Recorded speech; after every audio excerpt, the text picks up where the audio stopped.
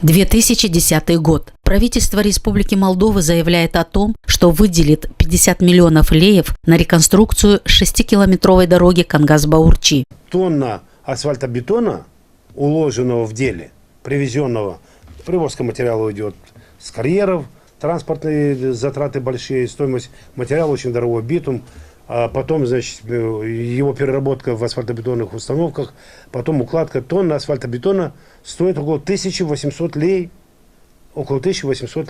уже на объекте, в среднем.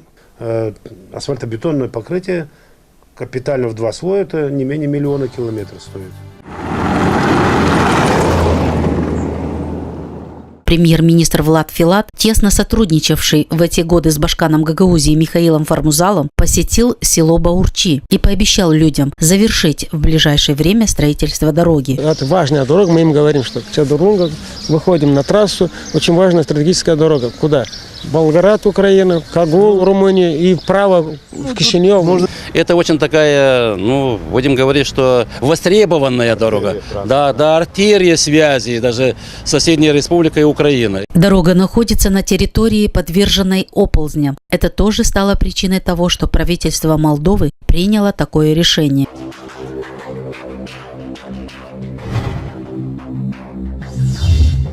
Первый транш был выделен в 2011 году в размере 10 миллионов леев. Победителем тендера стал подрядчик общества с ограниченной ответственностью «Конструм». Организовала аукцион государственная администрация дорог. В районе 10 миллионов было выделено на первый участок. И вот сколько там? 2 километра 200 метров. До края села. Тротуары не хотели делать. В одну сторону сделали, потом в другую сторону нет. Мол, нет средств. Когда мы уже подняли на дыбы все это, как говорится, и сделали второй, со второй стороны тоже, с нижней стороны улицы 40 лет октября тоже тротуары сделали. Остановились работы, так как первый транш был освоен. Согласно полученному ответу на запрос от Государственной администрации дорог Молдовы, кишиневская фирма «Конструм» выполнила условия контракта до августа 2012 года и освоила сумму более 9 миллионов леев. Это отмечает и руководство управления строительства Гагаузии. Первый этап был, капитальный ремонт моста через Елпух возле Кангаза, и асфальт был сделан системой водоотвода. Дальше был белый вариант, до середины подъема. Первый транш ввели в эксплуатацию и приняли объемы работ министерства как заказчик. Они и сами министерство заказывает, и там, согласно документации, они и принимают эти объемы.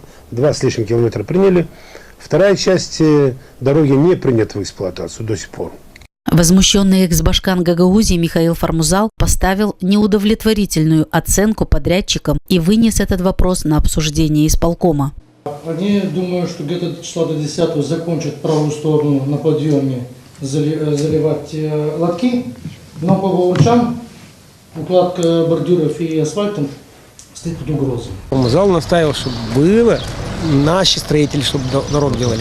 А Кишинев настаивал, что они будут делать. Башкан Гагаузии Михаил Фармузал добился того, чтобы продолжили строительство дороги местные компании. Поэтому второй транш в сумме около 16 миллионов леев выигрывает строительная фирма из Вулканешт «Спиранца», руководителем которой является Игорь Карамиля.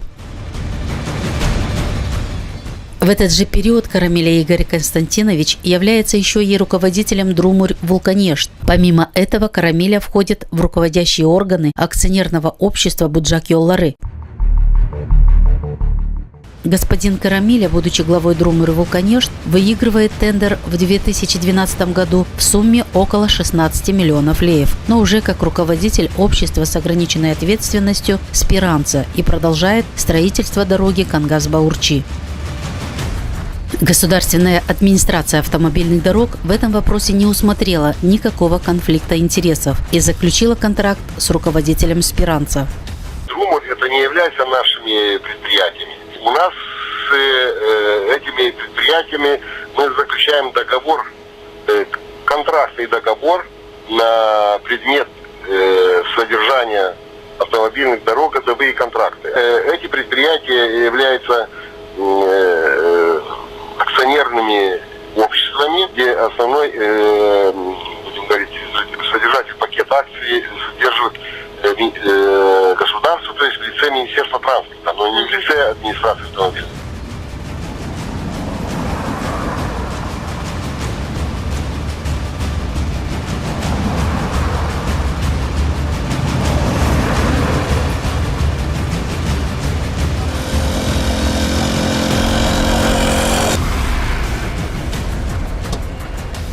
Комментировать что-либо по строительству дороги Кангас-Баурчи на видеокамеру господин Карамиля всячески отказывался. Но все же нам удалось связаться с руководителем общества с ограниченной ответственностью Спиранца по телефону. Я не занимаюсь этим бизнесом, понимаете.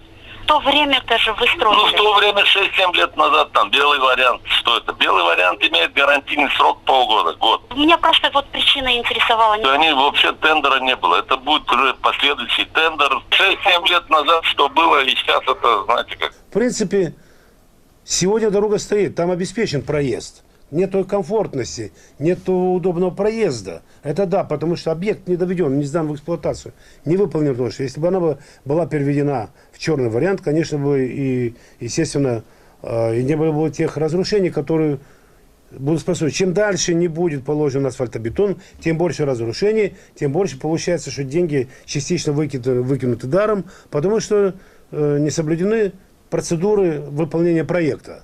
Экс-башкан Гагаузии Михаил Фармузал на запрос касательно строительства дороги Кангас-Баурчи что-либо прокомментировать не захотел, хотя мы связывались с ним через социальные сети.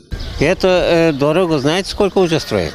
Вот сколько башканов, все строят эту дорогу, пока они станут башканами. Да, все обещают, а потом все забывают об этом, и все. Как говорится, надежда умирает последняя. Может, придумаем компании, как-то кто-то что-то в дальнейшем будет делать, не знаю. У нас с Кангасским трассом Кангас-Баурчи сколько обещали, никто не сделал. На дорогу Кангас-Баурчи было выделено и освоено более 25 миллионов леев. Однако этих денег не хватило для завершения. Дорога так и осталась недостроенной. И до сих пор белый вариант постепенно смывается дождем.